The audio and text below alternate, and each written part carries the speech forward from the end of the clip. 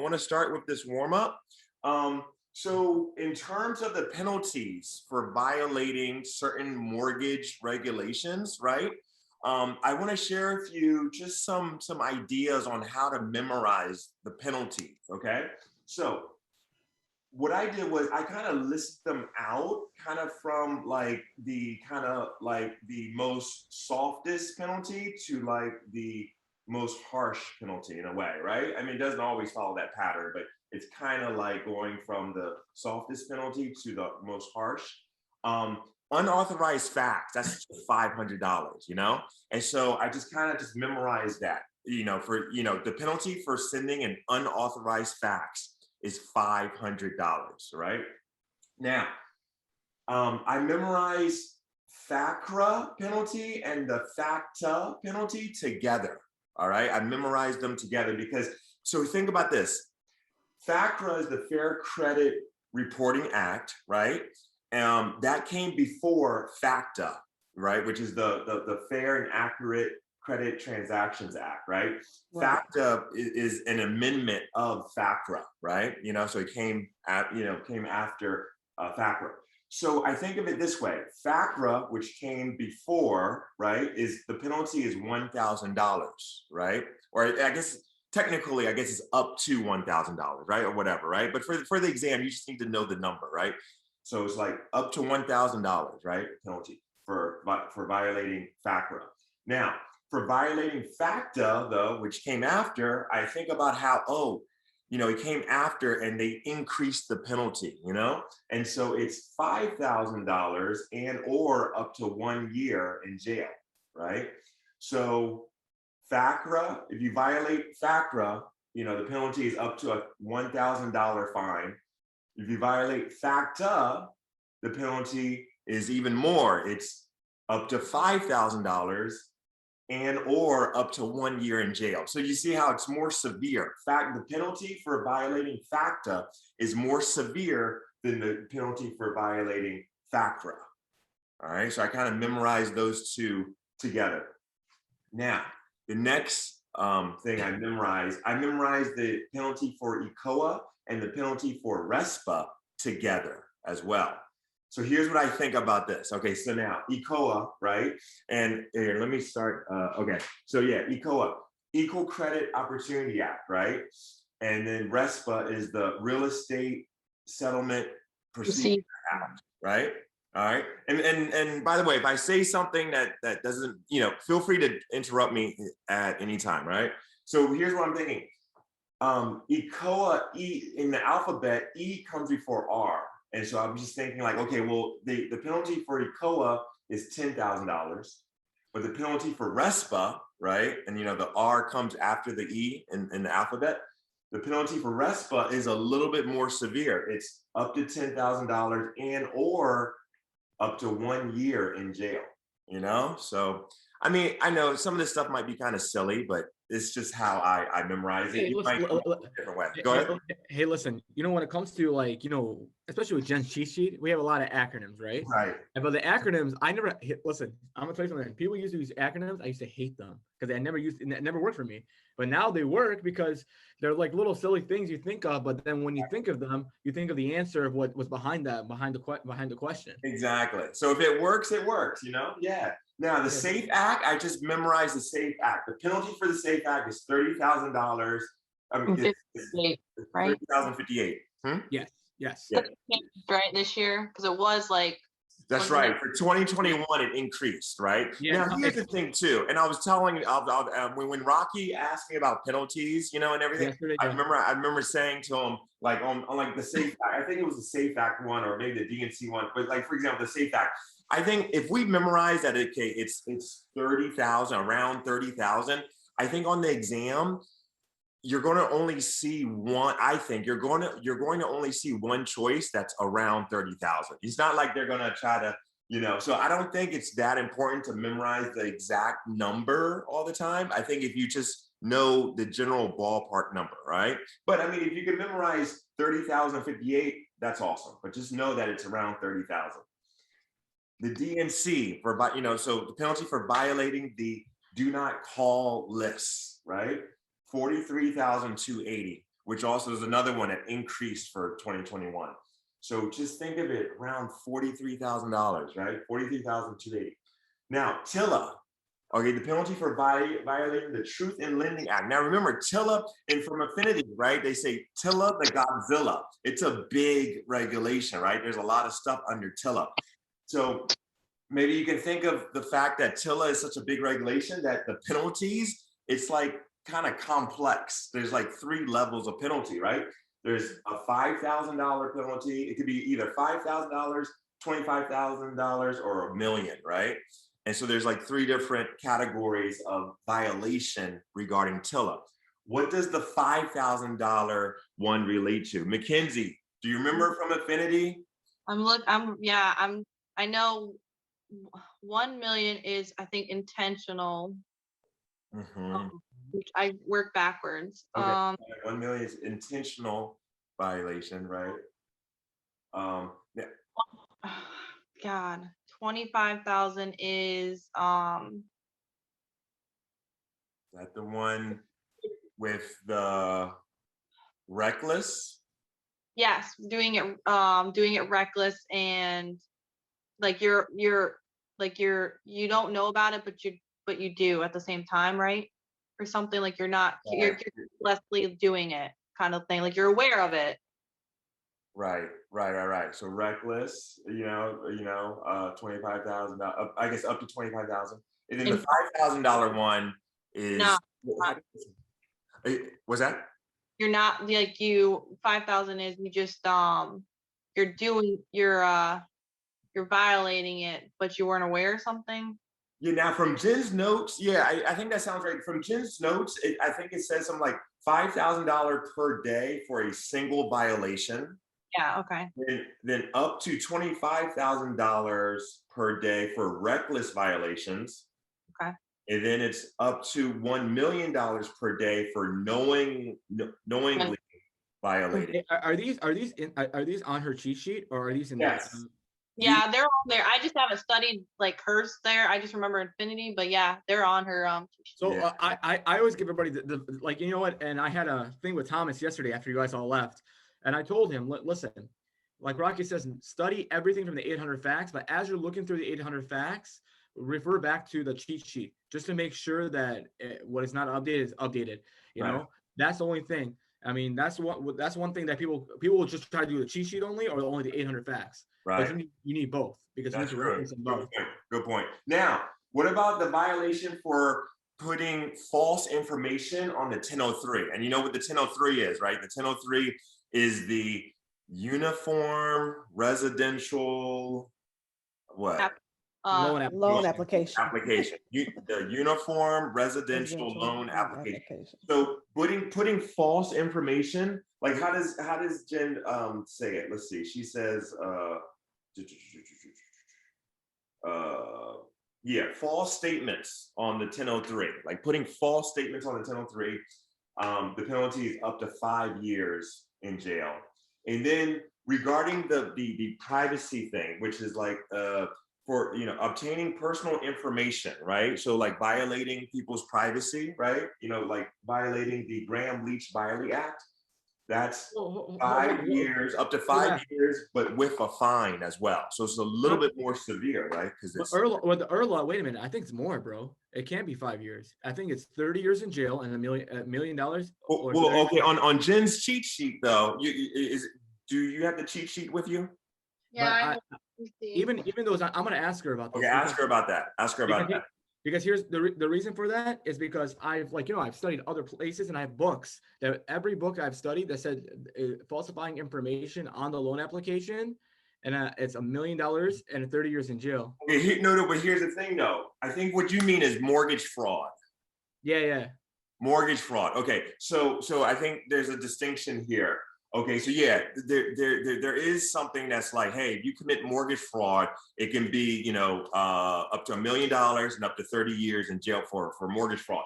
But I think what Jen is getting at regarding this false statements on the 1003 is just maybe something different.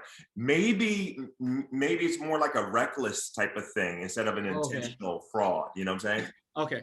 Yeah, it might be something like that, but that'll be a good thing to double check. Yeah, for sure. For sure.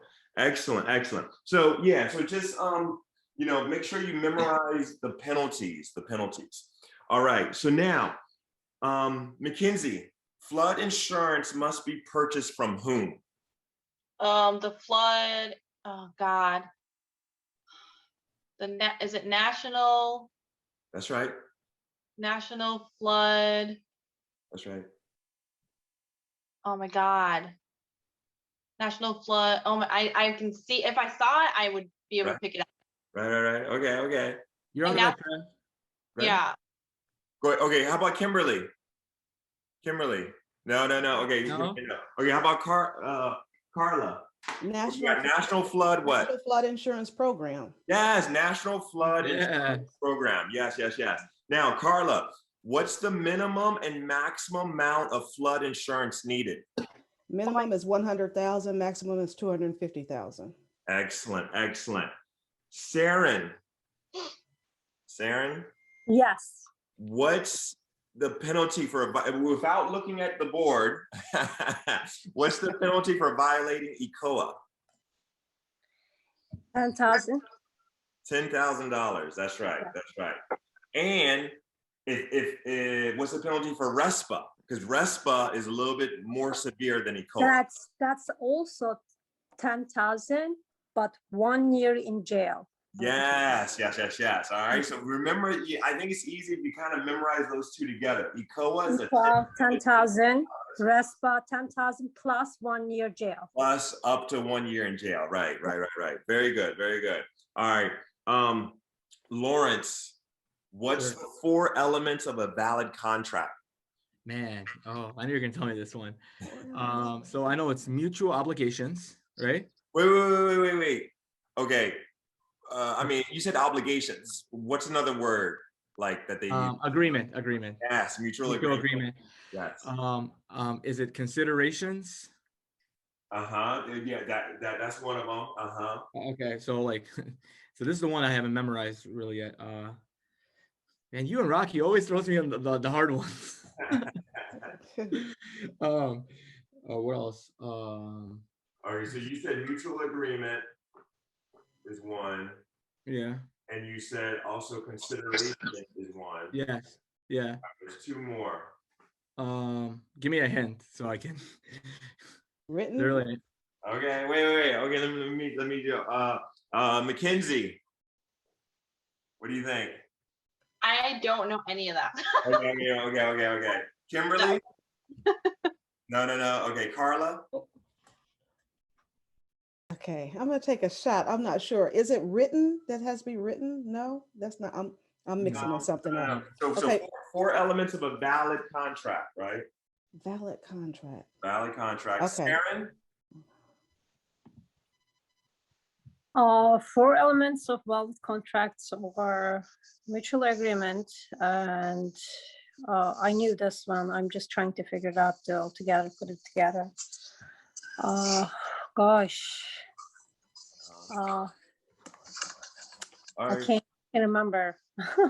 Now, here's the thing. There's a statement. Remember, Lawrence? There's a statement that we use. I got it. Yes, yeah, I Competent remember. parties? Competent parties. Yes. Competent. Yeah, and I kind of cheated on that one. concentration. I double checked so I can get a number for everybody. And But, concentration on legal objects. Oh yeah. Yes. So if you guys, it's number for a valid contract number 469 on the 800 facts. Wow. Yeah, I got to like. No, Yeah. Mackenzie, especially you, because I think we come join us in the Rockies group. Yes. Me and Lance were both back and forth talking to you. I know I've talked to you, and I know Lance talked to you too. And we talked about you. We were like, man, I hope this girl Mackenzie comes in our group and all that in Rocky's study group. I know. Well, I didn't know what time he does it for Rockies, because like sometimes it's like at 7 Eastern Standard Time for me, or 8. So I usually go to bed by 9 because I have like 2 jobs that I work during the day at home. Okay. Ooh, But yeah. what times, like, because sometimes I'll look and he'll be on, but then sometimes it's way later than the 9. So it's like, oh no. And Mackenzie, like after we're done with like this and towards the end, we'll give you me and Lance, we could give you some advice about things that he told us of how to study this information a lot better. So Yeah, because I can read, if I read, like reading these facts, it's not clicking in my head. Like I am more hearing, visual, talking it out. Yeah. okay. Yeah. Actually, at the end, I'm gonna tell you something that Jen told me that helps people who are audio learners. Yeah. All right, go ahead, Lance. Now, Sorry. here's the thing. So just to recap, 4 elements of a valid contract. Think of it this way. It might help you if you visualize it. All right. Visualize 2 people coming together, to make a contract, right? And think of it this way in your mind. Think of it this way. Think about competent parties making a mutual agreement regarding a legal object for consideration. Oh, I like that. Oh, nice. I like that too. It's kind of like a movie in your mind. You think, What was it again? Can you repeat that again? okay, sure. So what you want to do, you want to picture it in your mind. Picture it in your mind. Competent parties making a mutual agreement regarding a legal object for consideration. For consideration. Yeah. What Competent number parties. fact was this, Lance? What's Or Lawrence, what number of fact was that? Lawrence. 467. What? I think. Hold on. Let me double. 469. 469. I'm sorry. Thank you for fixing that, Kimberly. I only know because I wrote it down. I don't even have what you guys have. So I just wrote it down when you said it, so I get Oh, it. you don't have the 800 facts yet? No, so I was explaining to somebody, I think maybe Lance, I belong to a different program that I was referred to, and it really was not beneficial. So then I found the Affinity YouTube videos and I've been watching them. So I think there's a small sort of abridged version of the Affinity program, not necessarily the big package that contains all the 800 facts and stuff. So I'll be looking into that today. So what I would tell you, I'll give you this best advice because it's the master program. And to get the master program, if you contact Infinity, they give like a 10 or 15% discount on like the price. I think the price is $200, but I think they could give you a discount on that as well. So, oh, cool. Thank you. I'll check into that. So double check that. I mean, I just tell everybody that, just directly message them or something. Thank you. No, until then, I'm just going to write everything down today. So I feel a little lost from you where you guys all are. You guys are like my goal. Like when I grow up, I want to be like you right now. So I'm truly appreciative to being in here today with you guys. No problem. Our pleasure. They'll print it. Like I had them print me a booklet front and back, so I can put it in nice and bold, so you can like really read it. Awesome. Thank you. Yeah. Go ahead, Lance. Continue. All right, so 4 elements of a valid contract, right? Competent parties coming together to make a mutual agreement regarding a legal object for consideration. And remember, what is consideration? Something of value, money, right? Money is the consideration, right? And what's the legal object? And I mean, with our industry, it's mostly real estate, right? So awesome. Now, let's see. All right. McKinsey, what is the front end and back end ratio for conventional loans? It's 2836. Yes. So here on the board, I have the 4 types of loans, right? And I have, so now the HER, what does the HER stand for? Is another Housing expense ratio. right, housing expense ratio, right? So it's another name for the front end ratio. And so for conventional loans, that's 28%. And then the TOR. Now the back end ratio is also known as the TOR. What does the TOR stand for? It's the total obligation ratio. Yeah, very good. Like Lance, I always learned this. It's the total is always non-cancelable debt. If you look at it, think of it that way, all the non-cancelable like things in your life that you're paying for, like credit cards and all this, that's how you picture that. It's all the non-cancelable things that we all pay for. Like, it could be a lease that's more than 10. It could be a credit card. So things like that. True. Very good. Now, and then, Lawrence, that brings up a good point. You remember in Affinity when they were talking about how when we're calculating these ratios and we're considering the debt, we don't consider debt that have like remaining payments less than what, Less 10 than months. 10. Right. 10 months. Yeah. 10, right?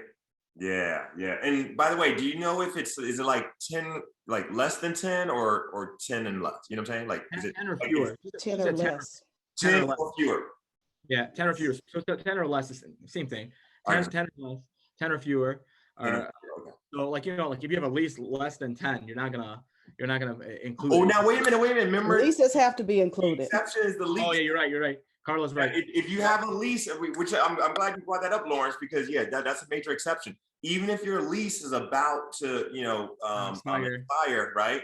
You still count you always count the leases regardless of I'm how talking long. about other payments then. Yeah, sorry. For everything else, Yeah. if it's 10 or less payments, then you don't Right. count it, right? Yeah. Okay, very good, very good. Okay, so now, here's the thing. When you're memorizing these ratios, right? Here's one way to think of it this way. Conventional is like the standard, right? Conventional is the standard. So that's 2836. Now, FHA, right? You know, Federal Housing Administration, right? Loans, right?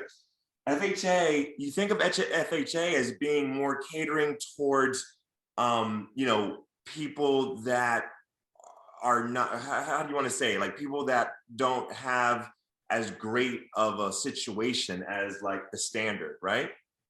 Right, for FHA, right? So it makes sense that the ratios for FHA are a little bit more open than conventional, right? Yeah. So that's why you see FHA is 31% for the front end and 43 for the back end, right? So that's one way to kind of think about it. VA is 0, right, for the front end, and it's 41% for the back end. So it's not as open as FHA, but definitely more open than the standard conventional, right? So VA 0 for the front end, 41% for the back end. Now USDA, which remember another name for USDA is 502 loans, right? That's 502 loans. And that's 29%. So I just think of USDA as being okay. So it's like 1% more, open than the conventional, 29% front end, and then 41% back end, right? So the back end matches the VA, So Can I share an easy Sure. way that somebody said to memorize those and help me? sure. They said, remember, see you very far. If you write that down, see you very far. If you just write that. I was gonna share that too. Yeah, because that really helps. C U V F, then dash, and then you start at 28, Yeah. 29 for you, Oh, that's smart. I like that. dash for V, just a dash. That's like 30, Okay. and 31 for FHA. Okay. Dash 31. Then make your slash up at the C, slash for your back end, 36. 29 is 41. Right.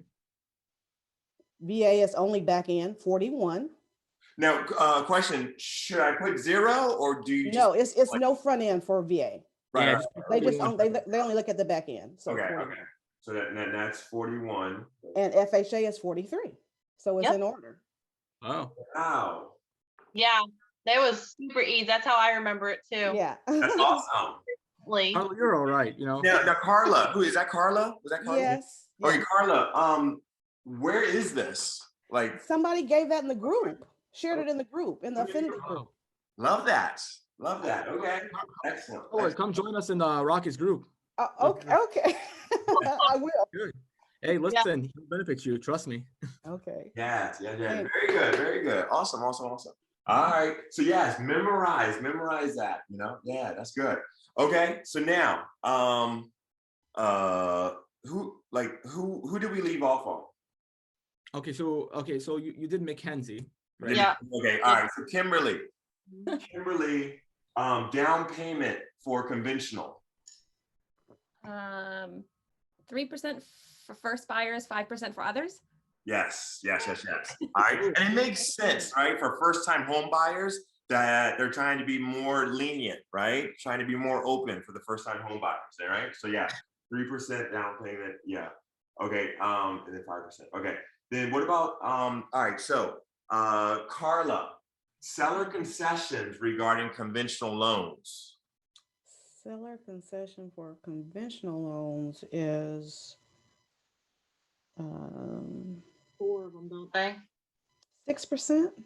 Oh, no. So it's the one where it depends, It right? depends. Okay, Right. what do they put for what they put down? Okay, so if they put down 10%. Oh shoot, I don't Okay, know. now and then here's the way that I've been hearing it a lot, right? Is that Okay. you think about you think about it in terms of the LTV, so which is just the flip side of what they put down. So like, yeah, if they only put down 5%, then what the LTV would be 95%, right? Yes. Okay, so when we're so one way to think through this, the seller concessions for conventional loans, is to think about, okay, if the LTV is more than 90%, which means what? Which They means put down that 10%. they put down what, 10%. less than 10%, right? 10% or yes. Okay, so okay, but I think it might be easier to memorize it based on the LTV rather than what they're putting down, which is the flip side. Okay, so here's the thing. If the LTV is more than 90%, then the maximum seller concession is 3%. Okay. Right? Okay. Okay, and it makes sense because it's like, wow, like if the LTV is more than 90%, then that means the borrower put down, less than 10%, right? So they're really not putting down a lot of money. Right. And So I have a the smaller maximum concession. seller concession is also, Smaller. 3%, which is small, right? Now, if the LTV is more than 75% up to 90%, the maximum seller concession for a conventional loan is 6%. Okay. So it's more, right? Because if the borrower is putting down more, then the seller can put down. Put down more. Okay. Okay. Gotcha. So wait. So just to review real quick, if the LTV is more than 90%, the maximum seller concession on a conventional loan is 3%. If the LTV is more than 75% up to 90%, then the maximum seller concession on a conventional loan is 6%. If the LTV is 75% or lower, then the maximum seller concession for a conventional loan is 9%. Wow. Okay. Yeah, and then also just to let you know, it is one of the facts. It's 701, 702, 703. Oh, okay. But here's the thing: repeat that 75% again, because on her sheet, the 76 and 90% is wrong. What was the 75% again? Repeat again. Okay, so the one is if the LTV is 75% or lower, then the maximum seller concession is 9%. So 75% or lower of 90%, which it says it on the. That's what it is, right? That's what Rocky said. Yeah. So Rocky was saying that. Yeah. So Rocky mentioned that somewhere it was like a mistake, and that it really should be 75% or lower. Yeah. So I think you're saying on 702 it says if the LTV is between 76 and 90%, so you're saying it should be 75%? Yes. More. Whoa. More than 75. It's More than, more than 7. More than Okay, 75. well, it says it's between 76 and 90. Yeah, so here's the main point. Here's the main difference. Suppose it's 75.5, right? It's that if it's 75.5, then it should be 6%. The maximum is 6%, right? Gotcha. Okay. And so it's just so instead of saying 76 to 90, we should say more than 75 up to 90. Okay. Yeah. Nice. Yeah. That makes sense. Okay. Because Jen's cheat sheet is a 76 to 90, but think of it like more than 75 in general. Yes. Okay. Yeah. All right. Yeah.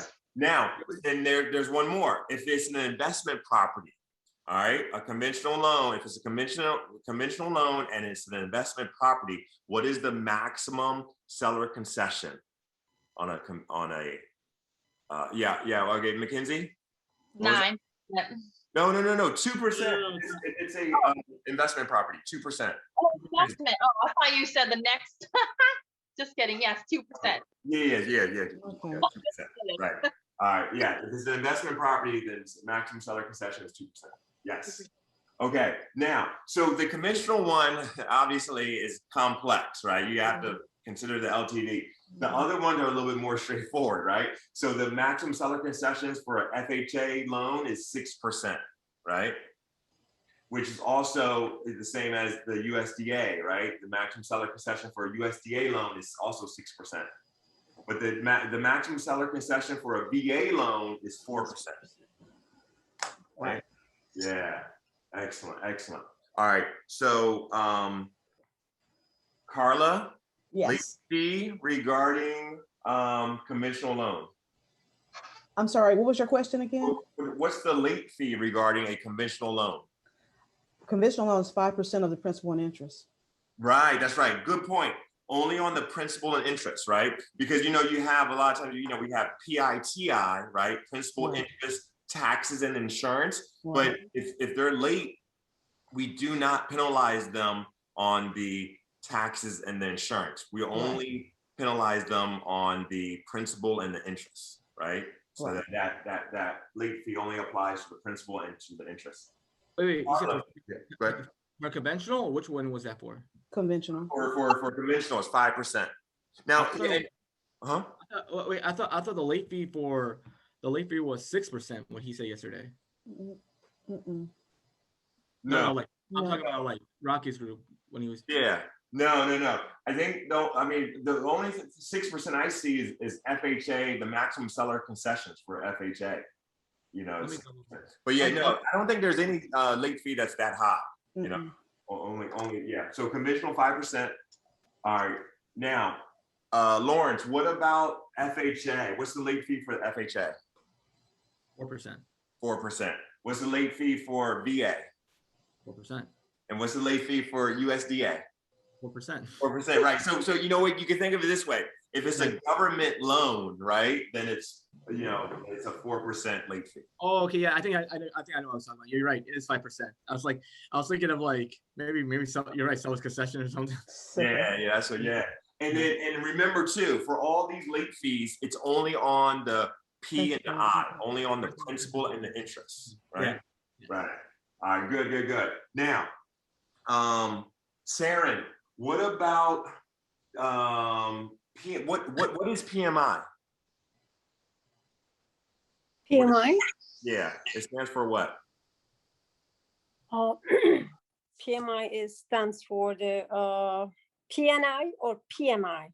PMI. So P as in Paul, MI stands for principal.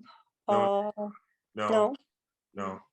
Private mortgage insurance. Private mortgage insurance. Yes. Now, PMI only relates to what type of loan? Conventional loans. Conventional loans. That's right. Now, remember the thing about the PMI, right? Is that,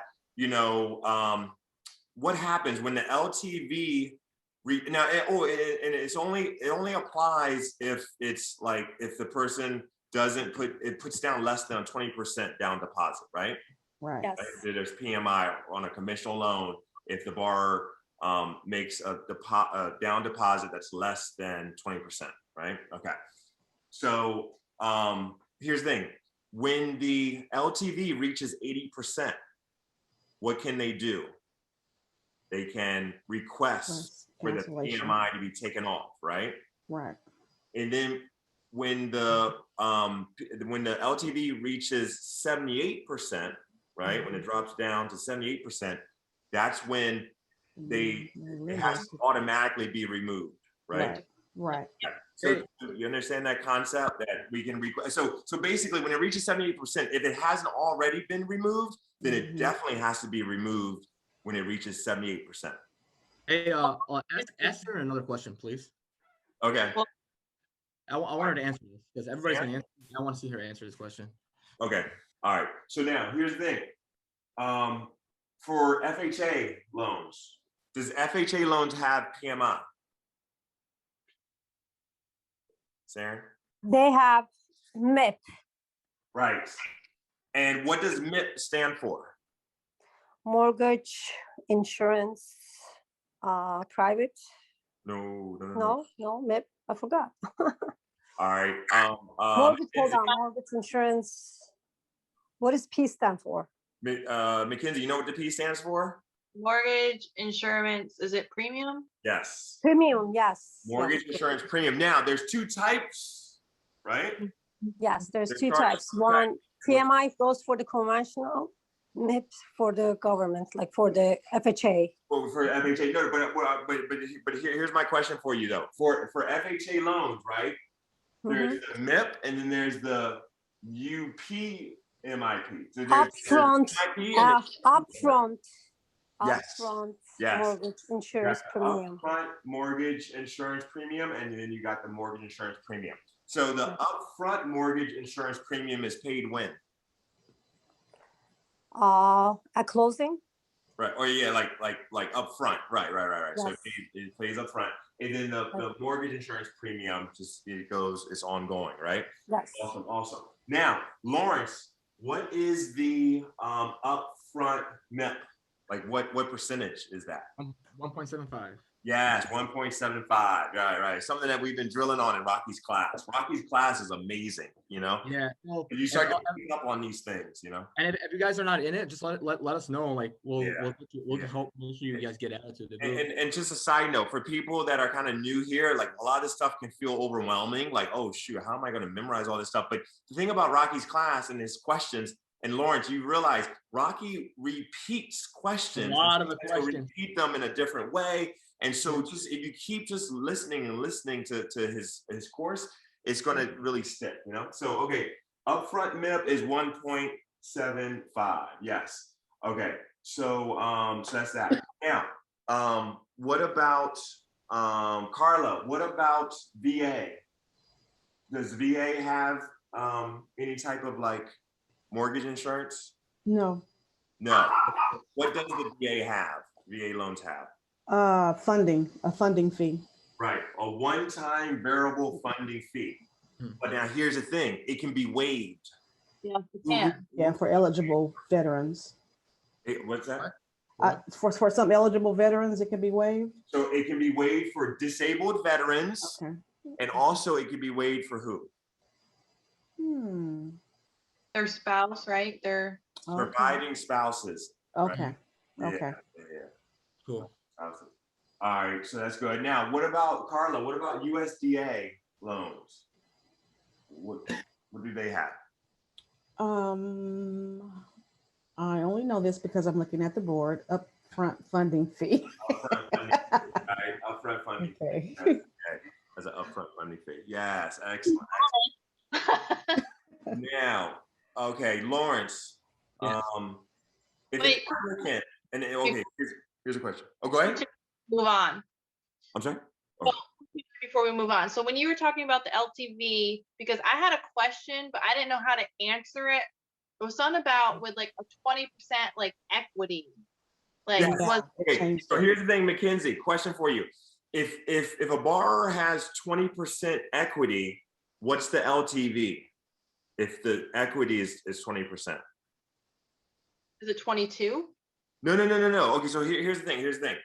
Yeah, if I don't. Loan. Okay, so for example, if the amount is 100,000. All right. So if you think of it this way, the amount is 100,000. Okay, and let's say you put down 15,000, right? So you put down 15,000. So then what's the loan then? The loan is the difference, right? Like the liability is the difference, right?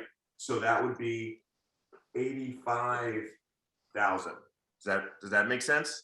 Yeah, that makes sense. Okay. So then the equity is the 15,000, right? And then what's the LTV? So the loan is 85,000 and the amount is 100,000. So what's the loan to value? So the value is 100,000, equity is 15,000, and then the loan is 85,000. What's the loan to value? You would do this. You take the loan, 85,000, divide loan to value, divided by the value. And what's the LTV then? 20. Wait, no. Oh, 80%, sorry. Be 85 divided by 100. So that'd be 85%. Yeah, that's good. Yeah. So can I explain something? And I could be wrong, so just please correct me, because this is the way I sort of think of this. So Sure. I think of it just as almost like a circle, right? And so if that LTV is that 85%, to get to that 100, to get to that full circle, we only have 15% left. So that's how I sort of think of it. I don't know if it's correct. Again, Yeah, I'm sorry for this, but I think of it as the whole circle, and we're trying to get that to be filled. So the LTV would be one part and the equity would be the other part. Yeah, and then Mackenzie, here's the thing: is there's two things. So like 80% always equals that 20% equity, and you take that 20%, you make 100. Like he was saying, you make 100%. Okay, that's for like, you know, the 80% is like, okay, I'm gonna come in with 20%. I can request it with the lender, so I'm able to request it, but the lender has to approve that. But when it comes to 78% LTV, then the borrower comes in with 22% and it automatically cancels. So what he was saying basically is, It had like something about like a 70 something, but one of my answers was like 22%, and I was like, oh, I don't remember. Like I didn't know how to answer that. Yeah, I know that question you're talking about. It focused particularly on the equity you have and not the loan to value amount. So it tricked you. It tricked me too. And then I said, oh, they asked for equity amount. Yeah. So, yeah. So that's where I was like, how do I answer that? Yeah. Yeah. and does it make it a little easier what Kimberly was saying? Because I feel like what Kimberly was saying made it a lot more easier, made it a little more whole. And then So the equity on this would be 15K, but the loan to value would be the 85. Right. Right. I think that makes sense. Yeah. And the reason why it was easy because I was using 100,000, right? But really, when it's not like a hundred, you know, if it's not 100, then you have to really do the math, you know. But you think of it as percentages, right? If it's 15%, then the other piece would have to be 85%, right? You know, so that makes. What was your question? Was that? What was your question? Oh yeah. So what was the question? So the question was about the equity. Okay, so like for example, if you have equity, okay, so Lawrence, I'm gonna ask you, if the equity is 25%, what is the loan to value? If the equity is 25%, yeah. So if the equity is 20, okay, if the equity is 80%, it's 20% value. So would it be? So I'm gonna be wrong about this because my math's not off. Would it be 85%? Okay, wait, hold on. I said 25%, right? So if the 75. If your equity is 25%, so right. You can see it visually. Loan to value is 75. I know, but I want to see how he's going to do it. Hold on. Hold on. Here it is. All right. So you think I like that? Who said that about the circle thing? Carla? No, me. Kimberly. I like the circle thing because the whole thing is 100%, right, Lawrence? Okay. The whole thing is 100%. Now 25% is one. You know, is right here. So this would be. So if your equity is 25%, now you got to think, what's the loan? Because the loan has to make up the difference, right? Right. So what's the loan to value then? Like what percentage? 75. Was that 75? right? But how did you get You get that? Yeah, that's what I'm saying. It's not. Isn't it easy to subtract from 100% the loan to value and you get an equity? That's it. Exactly. So say you had 100%, right? Okay. So go to 100% first, please. Okay. You put 100%. Okay, 100%. Okay. And then you minus 25%. Minus 25%. That's how you got the 75%, right? Yes. It's 75% loan to value and 25% equity. Okay, so 25 is equity, 75 would be your loan to value ratio. So depending on what they give you, so if it's just saying your equity, I don't know. So if you know the loan to value, it's like what you own to them. So you own them 75%, but you pay 25% already. So that's the way I. Yes, that's your equity. Whatever you paid, it's your equity. Yeah, whatever you paid already, like from 100%, you pay 25%. Can you just clarify everything? Because now I'm getting confused. Everybody's putting too many numbers out. Can you Can you explain everything? Like you said 100. Okay, Yeah. Okay, so basically, here's what it is. Here's what it is. Here's what it really is. Loan to value, you got to understand what is the formula for loan to value. Okay. Loan to value is the loan divided by the value of the property. Okay.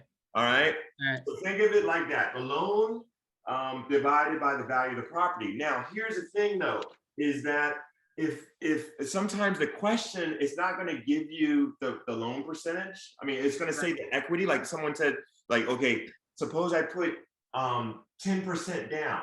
All right, you put 10% down, and so you have equity of 10%. What does that mean? It means that your loan must make up the 90%, right? Yeah. And so it must mean that the loan to value is 90%. Okay. Yeah. Okay. So that's that one. All right. So any questions on this before we move on? Okay, No. just quick thing. Okay. So it's gotta say 100%, but they're giving you, say your equity is the 25%, and they want you to figure out the loan to value. So you got 25. So then you would just minus the from the 100 or whatever you start out with. So that's how you get your loan to value, which is 75. Would they give you two numbers though? Would you give both numbers, or they're only going to give you one number when they do that? It depends. So Mackenzie, what was the question you had about that you saw? Yeah, it says it just literally, it says something about the loan to value, something with equity. It didn't have any other numbers, but I had to pick like 20, 22, 30, and 45 or something like that. Okay. Okay. You know what? It might have been a question like this. Here's what I've seen before. Okay. At what loan to value are you able to request the termination of PMI? At what loan to value are you able? Or it could be like this: at what equity amount can you request the removal of the PMI? Yeah. So you get the same two different numbers though. So here's the question then. So Mackenzie, at what equity amount can you request the PMI to be removed? Well, for the borrower, so it's 80% loan to value. Okay, but what's the equity amount then? If the loan to value is 80%, what's the equity then at 80%? Would it be 20? Right, be 20, right? Because it has to equal 100. Right, that's what I was thinking, because I didn't know. I was like, I didn't know if I, like in my head, if I needed to know, like it's at 100, because it didn't tell me. So it was like really tricky. I was like, because I saw another test or something that had the 22. Right now, okay, I'm gonna get to that now. Now here's the thing. At what equity position must the lender remove the PMI? 78. That's where they got the 22. That's the 22. Right. Yes. See? Okay, that makes sense now. When your equity reaches 20%, you can request for the removal of the PMI. But when your equity reaches 22%, they must take out the PMI. Yeah, it's now, all about. I'm going to ask you the same questions in a different way. At what LTV amount can you request for the removal of the PMI? So what LTV? That would be to request would be 80%. Yes, there you go. There you go. Because if you know that if at 20% you can, if you know that at 20% equity, then you just have to flip it and say, okay, well, if it's 20% equity, what is the LTV when the equity is 20%?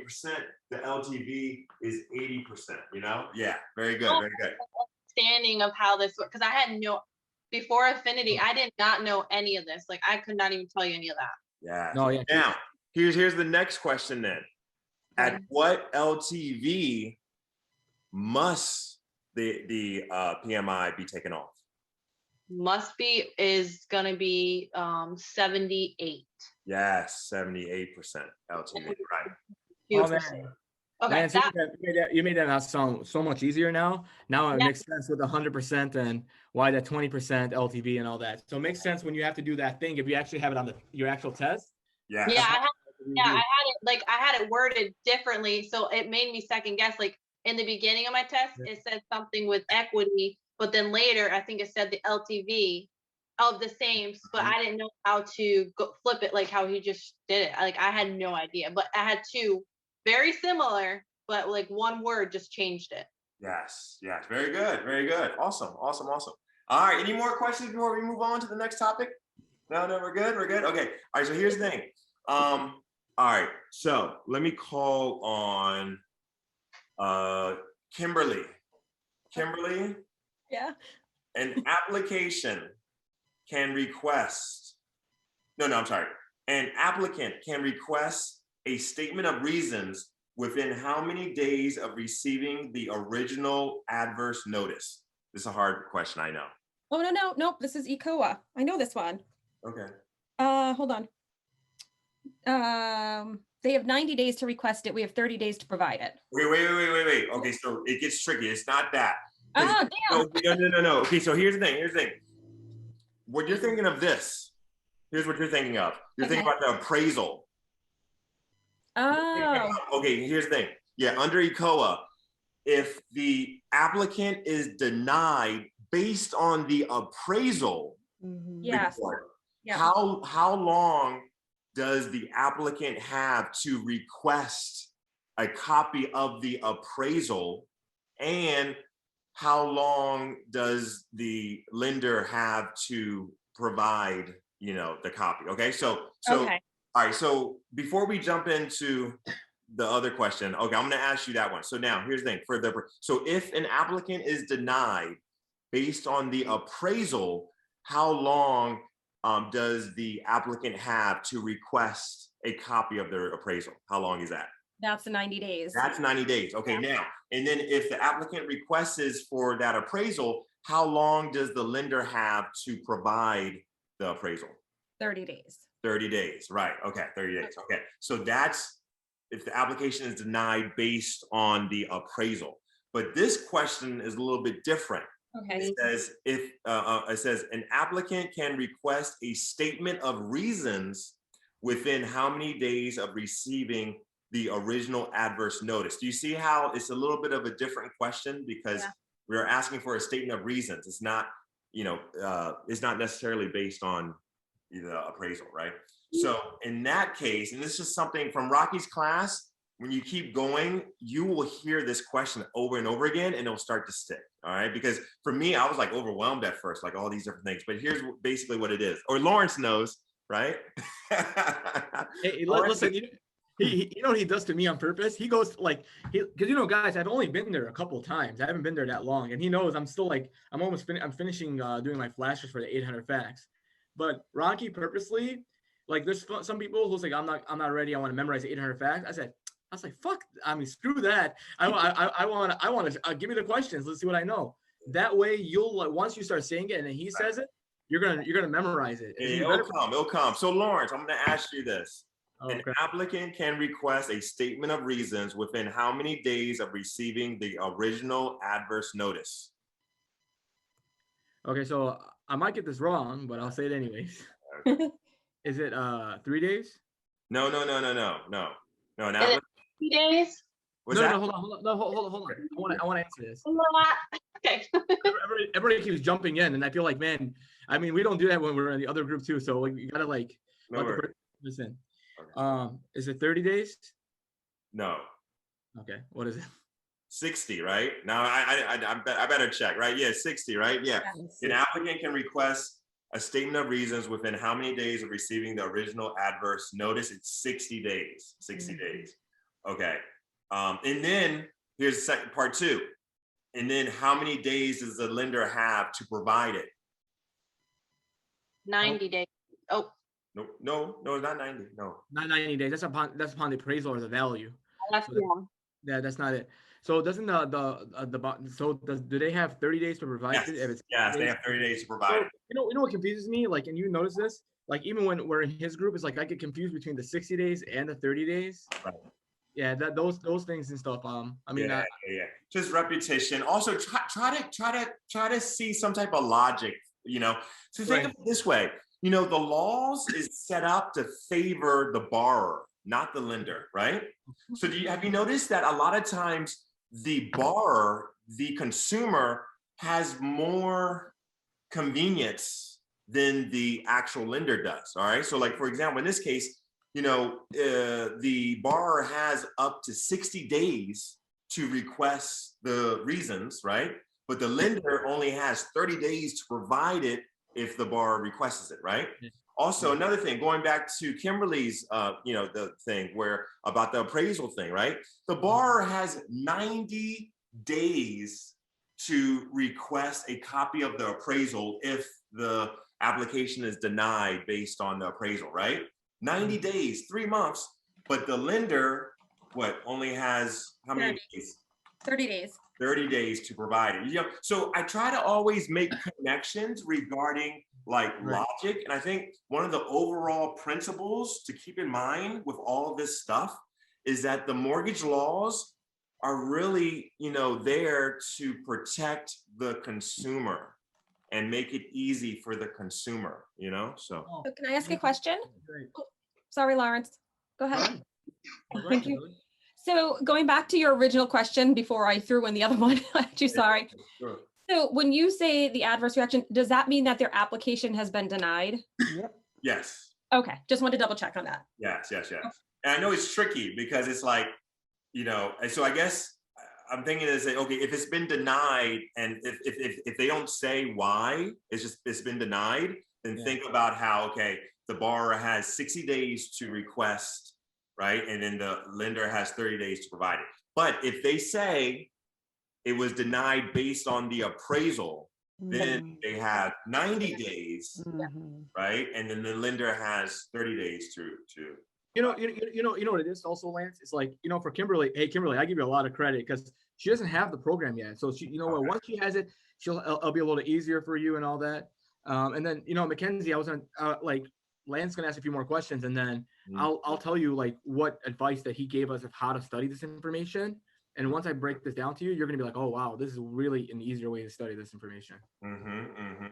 Learn, like I said, I've done all the modules and stuff, but I can't, I read the 800 facts and I started going through it because I'm planning on taking my test the first week in June. But I don't want to take it again if I'm not ready, but I don't want to wait too long because I've been studying all month of May. True. But I've been doing the flashcards more, and then I did all the modules because I wanted to make sure I got through that. Right. And I just one exam so far, and I got an 88. But good job. So you'll get it. You'll get it. So unfortunately, our time is up. But every Friday morning, we're here, right? We're here. And so what I'm going to do, I'm going to edit the video a little bit, and I'm going to post this video in the group. And so so every Friday we're here. But remember, Rocky's class is pretty much every weekday night, and he misses a night every once in a while, but pretty much he's consistent. So before we end though, I want to just get some feedback real quick. Was this helpful? Is this format working? Because this is a new class. I mean, this is our second session, right? I want to ask you this: is the format nice? The way that I put some notes on the board, and then I have some questions I'm asking you guys. Are there any suggestions for changing of the format or anything, or is this format working for you guys? No, it's good. I like it for me. For sure. Great. Excellent. All right. Yeah, it works for me too. You did a good job. Hey guys, make sure you connect with us through Facebook Messenger. Like if you have questions, during the week or whatever, what I'm saying, you can connect. And then Lawrence is available. I'm available on Facebook. Okay. And then Mackenzie and Kimberly, we can talk to you guys offline on Facebook and all that. Yeah. Carla, is your name Yelena, right? Yelena, you're in the Rockies group, aren't you? Or no? No, okay, we're gonna be okay. All right, we're gonna get you in that group too, because I'm telling you right now. Listen, the number one thing I'll tell you guys right now. He even said it to me, and I'm new to this thing too. He's like, he has people who know nothing, like they're confused everywhere, and after a few weeks, they end up being like pros, and then they take the test, they ace their test as long as you follow the process. Then and then the next group comes in and they're the same way. That's how it always is. But like I'll tell you guys the way to understand the 800 facts. I know you have to go, Lance. I'm gonna just make it real quick. Sure. Okay. So the way to understand the 800 facts, and Mackenzie, I'll tell you offline how you should do it because I have an idea for you. But you take down 800 facts, right? And there's a whole bunch of information. It's too much information. So you start with RESPA.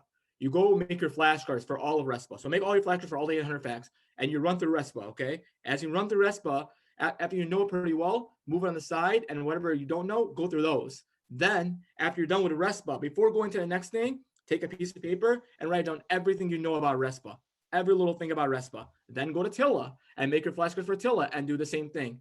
And you'll get to a point where you're like, okay, I know it so much that if anybody asks you a question, you'll understand it. And when it comes to testing and all that stuff, Jennifer is available. You can always make a session with her and she can help you with testing. She's really good at how to understand the test. And I know some people can't speak English as their primary and sometimes as their secondary. So like sometimes, like sometimes that can be hard, but like what I've noticed with Jennifer is she has a good idea of breaking things down a little more in depth. And I haven't had a session, but Lance has. Lance has had the session with her and he's benefited from her. But I suggest everybody should go into Rocky's group. Carla, I'm gonna give you props. You know your stuff. Just let you know, we're gonna make sure. I want to make sure everybody gets in that group too, because I feel like you know what, you have to pay I'm gonna check it out. Okay. Yes. All right, guys, keep in touch. I'll see you guys next Friday, and I hope to see you during the week in Rocky's class. All right. Awesome.